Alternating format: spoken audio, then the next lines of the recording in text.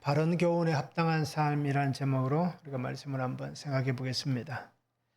자, 바울은 디도에게 편지를 썼습니다. 그래서 목회 서신 가운데 하나입니다. 디도서는.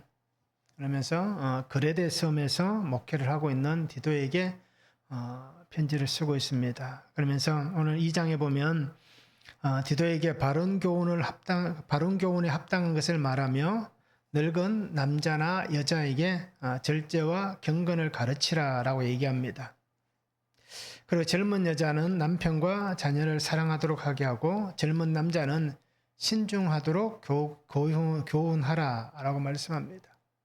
그리고 종들에게는 순종과 신실성을 가르치라라고 오늘 말씀을 하고 있습니다. 자, 그러면 바른 교훈에 합당한 삶을 살면 어떻게 해야 되느냐? 첫 번째는 삶을 보여줘야 합니다. 1절에서 2절입니다. 오직 너는 바른 교훈에 합당한 것을 말하여 늙은 남자로는 절제하며 경건하며 신중하며 믿음과 사랑과 인내하며 온전하게 하고 라고 말씀합니다. 자, 디도에게 바른 교훈을 말합니다. 바른 교훈. 자, 그럼 바른 교훈이 뭔가라는 것을 우리가 한번 생각해 볼 필요가 있습니다. 바른 교훈은 정통성 있는 정통에 가까운 그죠? 가까운 것이 아닌 정통적인 그죠? 그냥 그것이 진짜다라고 얘기하는 정통적인 복음의 교리를 얘기합니다. 그래서 바른 교훈, 거래되어 있는 성도들에게 바른 교훈을 가르치라, 그죠? 복음의 정통성을 가르치라는 얘기입니다. 복음의 교리, 그것을 가르치라라고 얘기하는 겁니다. 자, 이 교리는 뭡니까? 정통적인 복음의 교리는 교회가 따라가야 할 교리입니다. 예수 그리스도 안에서 주어진 그 말씀, 그 십자가, 죽음과 부활과 재림, 그것에 대해서 분명히 말하고 있는 것입니다. 그러면 왜 바른 교훈을 가르치라라고 얘기합니까? 1장은 우리가 이미 큐티에서 알겠지만 1장 12절에 보면 이런 말씀이 있잖아요. 그레데인들은 항상 거짓말쟁이며 악한 짐승이며 배만 위하는 게으름뱅이라. 그러니까 그레데에 있는 사람들의 어떤 성향이 전부 다 그렇진 않지만 많은 사람들이 이러한 모습을 띠고 있다는 겁니다. 거짓말을 하고 또 악하고 그죠? 자기만을 위하는, 그래서 자기 배만 위한다라고 얘기하면서도 또 게으름뱅이다 라고 얘기하는 어떻게 보면 사회적 모습이 그렇게 좋지 않다라고 볼 수 있다는 겁니다. 그래서 오늘 이 교회 안에 있는 성도들에게 특별히 바른 교훈, 그죠? 그것을 가르치라라고 얘기합니다. 그러면서 오늘 첫 번째 보면 늙은 남자, 그죠? 교회에 어떻게 보면 어른이라고 얘기할 수 있습니다. 그 사람들에게 삶을 통해서 자신을 보여줘야 한다라고 얘기하고 있습니다. 믿음은 그 삶의 모습을 보여주는 겁니다. 그래서 내가 정말 믿음 안에서 얼마나 온전한지, 내가 살아가는 삶의 모든 환경에서 나는 얼마나 인내하고 절제하고 있는지를 보여줘야 하는 것입니다. 그래서 디도에게 바울이 얘기하는 것은 바로 그겁니다. 먼저는 디도 자신도 그러한 삶을 살아야 되지만, 자신도 먼저 그런 것을 보여줘야 되지만, 오늘 교회에서 늙은 남자, 즉 교회의 어른이라고 할 수 있는 성도들, 그들의 삶이 정말 하나님 안에서 얼마나 인내하고 있는지, 얼마나 절제하며 살아가는지, 공동체 안에서 내가 어떤 모습을 보이는지, 또 자신의 삶의 자리, 환경에서 어떠한 모습을 보이는지에 대해서 분명히 가르치라라고 말씀을 하는 겁니다. 어떻게 보면 이 교회 안에서의 나이는 어떻습니까? 중요하지 않을 수도 있습니다. 육신의 나이와 상관이 없을 수도 있는 겁니다. 어떻게 보면 오늘 이렇게 얘기하는 이 늙은 남자라는 표현이 두 가지로 우리가 표현해 볼 수 있지 않겠는가라는 겁니다. 하나는 그냥 육신의 나이에서 늙었다, 젊었다라고 표현과, 아니면 영적으로 이 사람이 신앙생활한 지, 예수 그리스도를 믿은 영적인 시간이 오래되었는지 짧은지, 우리가 이것을 한번 얘기해 볼 수 있다는 것입니다. 그래서 스스로가 자신의 삶을 믿음 안에서 보일 수 있어야 됩니다. 믿음의 삶을 살아가면서 정말 내가 얼마나 인내하는지, 내가 얼마나 절제하고 있는지, 내가 얼마나 경건의 삶을 살아가고 있는지, 내가 얼마나 정말 사랑하고 있는지, 이것을 보일 수가 있어야 한다라는 것입니다. 그래서 오늘 그에게 온전하게 하고라고 얘기하지 않습니까? 신앙과 삶이 온전하다라는 것은 어떤 표현입니까? 그 사람의 신앙과 삶이 건전한가라는 겁니다. 그 사람의 신앙이 온전하다, 삶이 온전하다, 그러면 그 사람이 건전하다 또는 건강하다라고 할 수 있는 겁니다. 그래서 이 온전한 단어가 건전하다, 건강하다라는 뜻을 가지고 있습니다.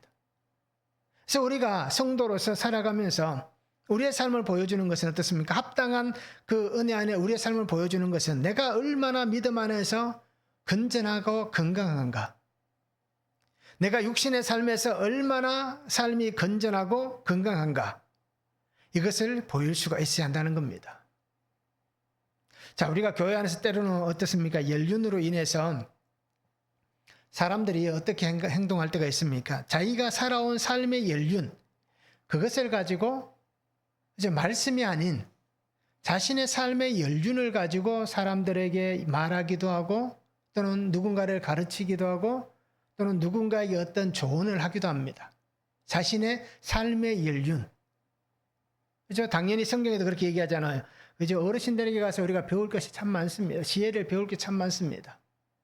근데 오늘 제가 드리고 싶은 말씀은 연륜을 가지고 우리가 살아온 삶에 하나님과 상관없는 것들을 말할 수도 있다는 겁니다. 그래서 우리가 가끔씩 그런 얘기 하잖아요. 내가 살아보니까 이렇더라라고 말을 하는 것을 좋아하실 거예요.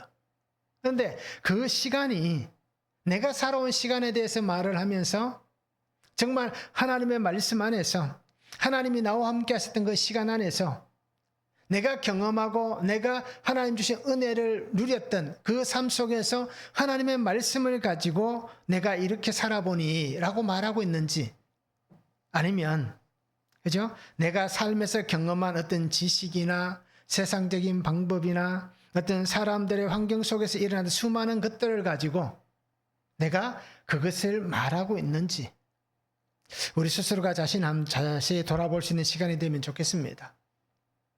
둘 다 어떻게 보면 좋은 의도로 말을 할 수 있을 거예요. 그런데 실제로 오늘 우리에게 필요한 것은 뭡니까?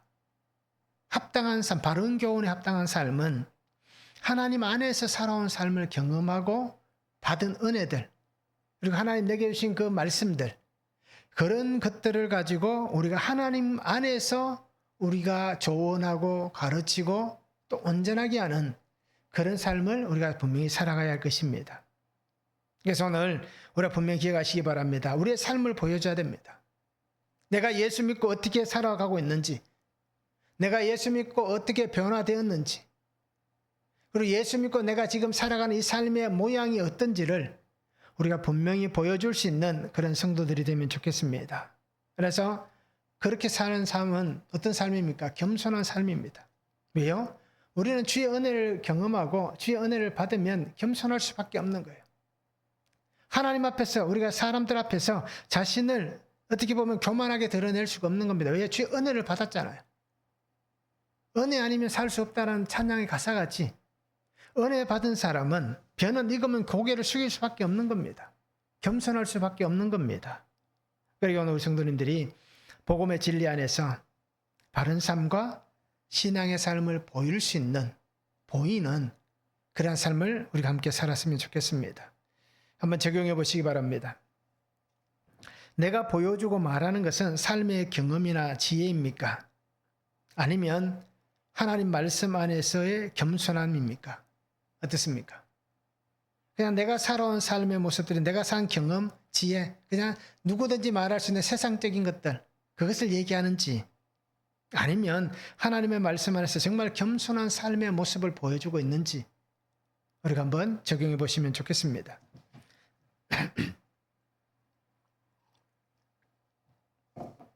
자, 두 번째는 하나님의 말씀이 비방을 받지 않게 해야 합니다. 3절에서 5절입니다. 늙은 여자로는 이와 같이 행실이 거룩하며 모함하지 말며 많은 술의 종이 되지 아니하며 선한 것을 가르치는 자들이 되고 그들로 젊은 여자들을 교훈하되 그 남편과 자녀를 사랑하며 신중하며 순전하며 집안일을 하며 선하며 자기 남편에게 복종하게 하라. 이는 하나님의 말씀이 비방을 받지 않게 하려 함이라 말씀합니다. 자, 바울은 또 늙은 여자에 대해서 얘기합니다. 또 교회의 어른이잖아. 연륜적으로나 아니면 신앙적으로. 그죠? 그렇게 교회의 어른들을 우리가 얘기할 수 있습니다. 자, 그러면서 하는 말이 뭡니까? 이 나이 드신 분들이 젊은 사람들을 교훈하는 것. 그죠? 그들을 건전하게 하고 건강하게 하는 것. 그것에 대해서 얘기를 하고 있습니다. 그래서 교훈한다라는 이 말이 표준 서변역에 보면 훈련시킨다라는 단어로 적어져 있습니다. 교훈한다, 그죠? 훈련시킨다라는 그런 의미입니다. 그리고 뜻을 보면 헬라어 뜻으로는 이렇게 나옵니다. 건전한 마음을 만들다, 의식을 회복시키다, 진지하게 권하다 라는 뜻이 교훈한다 라는 이 뜻 속에 담겨져 있습니다. 자, 믿음으로 함께 공동체 안에서 살아가는 성도들입니다. 자신의 삶의 경험이나 가치를 가르치고 훈련시키는 것이 아닙니다. 앞에서도 말씀드렸듯이 내 삶의 경험, 나의 가치를 가르치는 것 아닙니다.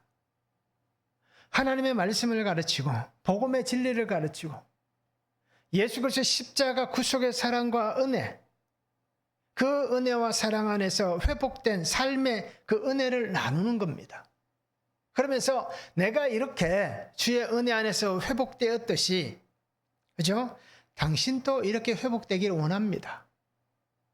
라는 그 마음과 그 삶으로 훈련을 시키고 교훈하고 온전하게 하는 겁니다. 삶의 환경에서 해야 할 일들에 대한 분명히 우리의 삶의 모습들이 있습니다. 오늘 우리가 한번 잘 생각해 보시기 바랍니다. 오늘날은 이런 부분들이 좀 많이 어떻습니까? 좀 줄어들었습니다. 그런데 예전에는 보면 어떻습니까? 교회 안에서는 굉장히 좋은 신앙의 모습을 보이는 사람들이, 그죠? 삶의 모습은 영 아닌 사람들이 참 많았습니다. 내가 해야 할 일들에 대한 잘못된 관념, 그런 것들이 분명히 있었습니다. 그래서 오늘 바울은 그것에 대해서 얘기합니다. 성도로서, 그죠? 예수를 믿는 사람으로서 우리의 삶의 환경에서 우리가 잘못된 생각과 잘못된 행동을 해서는 안 된다라는 것을 말을 하고 있습니다. 그게 뭐겠습니까? 하나님의 말씀이 비방을 받지 않게 하라. 우리가 가끔씩 그런 얘기들을 많이 들었을 겁니다. 본인의 삶을 통해서 야, 어떻게 너도 예수를 믿냐라고 우리가 그렇게 좀 얘기 심하게 하는 분들 있잖아요. 네가 예수 믿으면 나는 예수 안 믿는다라고 이렇게 표현하신 분들도 가끔씩 있을 거고요. 그 이유는 어떤 이유입니까? 그죠? 그가 예수 믿는 사람으로서의 삶의 모습이 보여지지 않기 때문입니다. 결국 자신의 삶으로 하나님께 영광을 돌려야 되는데 오히려 반대로 하나님의 이름에 비방거리가 되는, 이제 수근거림이 되는 그러한 모습을 우리가 만들어내고 있다는 것입니다. 왜 이런 오해가 생깁니까? 왜 이런 문제가 생깁니까? 아마 대부분 그럴 겁니다. 믿음으로 사는 삶의 환경, 그 속에서 살아가는 모습과 이제 우리가 살아가는 삶의 환경이 다르기 때문입니다. 어떻게 보면 우리가 신앙적으로는 참 어떻게 결점이 없는, 그렇게 어떻게 보면 최선을 다해서 신실하게 살아가면서도 내가 살아가고 있는 삶의 환경에서 어떻게 삽니까? 신앙의 삶과 같이 그렇게 정말 최선을 다해서 신실하게 살지 못하기 때문이다라는 것입니다. 겉과 속이 다르다라고 우리가 표현할 수 있는 겁니다. 그래서 믿음으로 사는 삶의 환경을, 세상에서 우리가 살아가는 삶의 환경이 달라서는 안 되는 겁니다. 예수 믿는 믿음 안에서는 괜찮은데 정작 우리가 살아가고 있는 세상에서는 안 좋은 그런 모습을 성도가 보여서는 안 된다라는 것입니다. 그래서 예수를 믿는 사람은, 그 믿음은 어떻게 보면 가까이 있는 사람들에게서 인정을 받아야 되는 거예요. 교회 안에 있는 함께 있는 성도들에게 인정받는 게 아니라, 그죠? 어떻게 보면 가족들에게 먼저 인정을 받아야 되고 형제들에게 먼저 인정을 받아야 되고 내가 속해 있는 직장이나 사회 구성 속에서 내가 먼저 인정을 받아야 되는 거예요. 교회 안에서는 다 어떻습니까? 이 가면을 쓰고 있는 것 같잖아요. 다 성도로서 집사님, 권사님, 장로님, 목사로서 어떻습니까? 보여지는 것 모습만 보여주잖아요. 좋은 것들만. 근데 그 사람의 민낯을 볼 수 있는 건 어디입니까? 가정에서 그 사람의 민낯을 볼 수가 있고, 또는 형제들에게서, 때로는 자기 직장에서 자신의 민낯을 보이잖아요. 그러니 정말 우리가 하나님의 이름을 비방받지 않게 하려면 교회 안에서는 오히려 그죠? 비난을 받아도 괜찮아요. 왜? 다 같은 그리스도인들끼리니까 감싸주고 안아주잖아요. 비방을 하지만. 그런데 바깥에 있는 사람들, 가족들도 괜찮을 거예요. 그나마. 근데 왜 사회 사람들 어떻습니까? 절대로 그것에 대해서 인정을 하지 않고 용납을 하지 않는 겁니다. 그러니 오늘 우리의 사는 삶이 믿음으로 산다고 하면서 하나님의 이름을 비방하는 소리를 듣게 한다면 그 사람은 삶이 문제가 아니라 신앙이 문제인 겁니다. 여기서 우리가 기억하시기 바랍니다. 신앙이 문제가 있기 때문에 삶에 문제가 있는 겁니다. 그리고 우리는 하나님 앞에서 성도의 삶의 자리에서 최선을 다하시고 또 그들에게 오히려 손해보고 어떤 때는 희생을 하더라도 우리가 내가 살아가는 그 삶의 자리에서 정말 주의 이름을 높일 수 있는, 나로 인해서 하나님의 이름이 높임을 받을 수 있는 그런 성도의 삶을 우리가 함께 살았으면 좋겠습니다. 한번 적용해 보시기 바랍니다. 나의 삶의 모습들은 사람들에게 어떻게 보여집니까? 나의 삶의 모습들은 사람들에게 어떤 소리를 듣고 있습니까? 한번 적용해 보시기 바랍니다. 분명히 내게 보여지는 모습이 있을 것이고요. 들려지는 소리가 있을 겁니다. 과연 그들이 나를 어떻게 보고 어떻게 얘기하는지를 한번 적용하시기 바랍니다. 세 번째는 선한 일, 선한 삶의 본이 되어야 합니다. 6절에서 8절입니다. 너는 이와 같이 젊은 남자들을 신중하도록 권면하되 범사에 내 자신이 선한 일의 본을 보이며 교훈에 부패하지 아니함과 단정함과 책망할 것이 없는 바른 말을 하게 하라. 이는 대적하는 자로 하여금 부끄러워 우리를 악하다 할 것이 없게 하려 함이라 말씀합니다. 디도에게 분명히 얘기합니다. 모든 일에 선한 본을 보이라. 그리고 바른 말을 하라라고 얘기합니다. 자, 사람들에게 본보기가 되는 것, 모델이 되는 것은 어떻습니까? 보여지는 것은, 본이 되는 것은 그 사람의 말을 가지고 이 사람 우리의 모델이다, 우리의 본보기다라고 얘기하는 게 아니라 그 사람의 행동을 가지고 이 사람은 우리에게 모델이 된다. 이 사람 우리의 본보기가 된다라고 얘기합니다. 그 삶의 모습인 겁니다. 베드로전서 2장 21절에 보면 이를 위하여 너희가 부르심을 받았으니 그리스도도 너희를 위하여 고난을 받으사 너희에게 본을 끼쳐 그 자취를 따라오게 하려 하셨느니라 말씀합니다. 자, 예수 그리스도께서 우리에게 고난을 받으시면서 본을 보이셨다라고 얘기해요. 말로 고난의 길을 걸어가신 게 아니라 그 삶의 모습을 통해서 그 고난을 보여주셨다는 겁니다. 그리고 그 뒤에 따른 말씀이 뭡니까? 우리도 그 뒤를 따라오게 하기 위해서다 말씀합니다. 본을 보이는 모습이 있어야, 그죠? 따름이 있는 것입니다.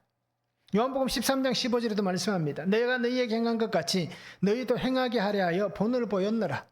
자, 앞에는 베드로가 예수님에 대해서 그렇게 말씀을 했지만 요한복음에서 예수님께서 스스로가 그렇게 얘기하는 거예요. 내가 너희에게 이렇게 행하는 것은 너희도 행하게 하기 위해서 내가 본을 보였다 라고 그렇게 말씀하고 있는 겁니다. 그러기에 주님을 따르는 제자들의 삶이 어떻습니까? 말이 아니라 삶의 모습으로 보여지고 증거되어져 가는 것입니다. 예수 그리스도를 닮은 신실한 증인의 삶을 살며 맡기신 삶의 자리에서 우리가 예수 그리스도의 제자된, 예수 그리스도의 증인된 삶을 보일 수 있는 그러한 성도가 되면 좋겠습니다. 그래서 말씀드렸듯이 가정에서, 그죠? 가족들에게 먼저 인정을 받을 수 있어야 되는 거예요. 정말 예수를 믿는 사람, 신실한 사람, 정말 예수 그리스도를 닮은 사람이다 라는 것이 가정에서 인정되어야 되고, 또 내가 사는 환경에서 어느 곳에서든지 누구에게서든지 나의 삶의 모습이, 신앙의 모습이 정말 그들에게 모델이 될 만한 그러한 삶을 우리가 살아갈 수 있기를 원합니다. 그러면서 바울은 얘기하잖아요. 바른 말을 하라라고 얘기합니다.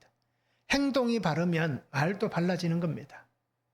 말은 바르지만 행동은 올바르지 않을 수도 있는 겁니다. 그러나 반대입니다. 행동이 바르면 말도 발라지는 겁니다. 그래서 에베소 4장 29절 말씀같이 무릇 더러운 말은 너희 입 밖에도 내지 말고 오직 덕을 세우는데 소용되는 대로 선한 말을 하여 듣는 자들에게 은혜를 끼치게 하라. 삶의 모습이 본이 되고 있다면 그 사람의 말도 어떻습니까? 본이 된다라는 겁니다. 삶의 모습이 좋은 사람이 그 입에서 나오는 말이 나쁠 수가 있겠냐라는 겁니다. 말은 좋을 수 있지만 행동은 나쁠 수 있다고 얘기했잖아요. 그런데 행동이 좋으면, 그죠? 말은 좋아질 수밖에 없는 겁니다. 그리고 오늘 성도님들이, 저도 그렇고요. 우리가 바른 말을 할 수 있기를 바랍니다. 사람들이 가장 많은 상처가 되는 것은 뭡니까? 무엇의 상처를 제일 많이 받습니까? 말로 상처를 제일 많이 받습니다. 그러니까 오늘 우리는 입에서 나오는 것을 주의하셔야 되는 겁니다. 그래서 예수님도 말씀하셨잖아요. 들어가는 것이 더러운 게 아니라 나오는 것이 더럽다라고 말씀하셨잖아요. 그리고 야고보는 분명히 얘기하잖아요. 한 구멍에서, 한 입에서 찬송과 저주가 함께 나올 수 없다라고 얘기하잖아요. 그리고 오늘 성도님들이 정말 매일 하나님의 말씀을 통해서 우리의 입술에, 우리의 삶에 파수꾼을 세우시기 바랍니다. 그래서 나의 삶이 선한 일에 본이 되고, 나의 삶이 모든 성도들에게뿐 아니라 내가 살아가고 있는 삶의 환경에서도 모델이 될 수 있는 그러한 삶을 우리가 함께 살아갈 수 있기를 원합니다. 한번 적용해 보시기 바랍니다. 나는 가정에서, 공동체에서 예수 그리스도를 닮은 본을 보이고 있습니까? 어떻습니까? 우리의 가정에서나 또는 공동체에서 예수님을 닮은 본을 보이고 있는지 우리가 한번 적용해 보시기 바랍니다. 자, 바른 교훈에 합당한 삶 네 번째는 질서에 순종해야 합니다. 9절에서 10절입니다. 종들은 자기 상전들에게 범사에 순종하여 기쁘게 하고 거슬러 말하지 말며 훔치지 말고 오히려 모든 참된 신실성을 나타내게 하라. 이는 범사에 우리 구주 하나님의 교훈을 빛나게 하려 함이라 말씀합니다. 자, 질서는 뭡니까? 세상에는 질서가 있습니다. 모든 곳에는 질서가 있습니다. 자, 이 질서는 하나님께서 주시는 겁니다. 그래서 우리가 어떻게 보면 가끔씩 그런 얘기 하잖아요. 세상에 있는 어떤 권위들, 세상의 것들, 우리가 그런 것들도 순종해야 됩니까? 라고 얘기할 때가 있습니다. 근데 만약 그 권위와 그런 모든 것들을 하나님이 세우셨다라는 것으로 인정한다면, 그죠? 우리는 그 속에서도 순종해야 되는 겁니다. 질서를 지켜야 되는 거예요. 왜요? 하나님께서 세우신 질서라면 우리는 그 질서에 순응하는 것입니다. 자, 오늘 성경에 바울은 디도에게 말을 하면서 종들에게 대해서 얘기를 합니다. 종들에게 상전에게 순종하라 라고 얘기하고 있습니다. 자, 이 시대 로마 시대잖아요. 자, 이 시대의 노예가 되는 것은 어떻습니까? 자기가 나는 노예로 살고 싶습니다 라고 해서 노예가 되는 사람이 많았겠습니까? 아니면 어떤 탈취라든지 강압이라든지 여러 가지 일들, 사건들을 통해서 종들을 만들었을까요? 아마 대부분의 종들은, 노예들은 전쟁 포로이거나 아니면 어떤 그런 식민지나 어떤 억압받는 그 지역에서 로마 시민이 아닌, 그죠? 다른 지역의 사람들을 그렇게 강압적으로 그렇게 만들어낸 노예들이 많았다는 겁니다. 그러니 결국 노예가 된 것은 어떻게 보면 자신의 의지와는 상관없이 노예가 된 사람들이 아마 더 많았을 겁니다. 그러니 내가 노예가 되었지만, 그죠? 그 삶을 수용하는 것이 쉽지 않다는 겁니다. 그 노예의 삶을 사는 것이 쉽지 않은 겁니다. 어제까지만 하더라도 자유인이었다는 겁니다. 그런데 우리나라가 전쟁해지고 식민지가 되고 또 어떤 이 로마의 강압적인 어떤 행태 속에서 내가 그죠? 그 지역에서 사로잡혀서 노예가 된.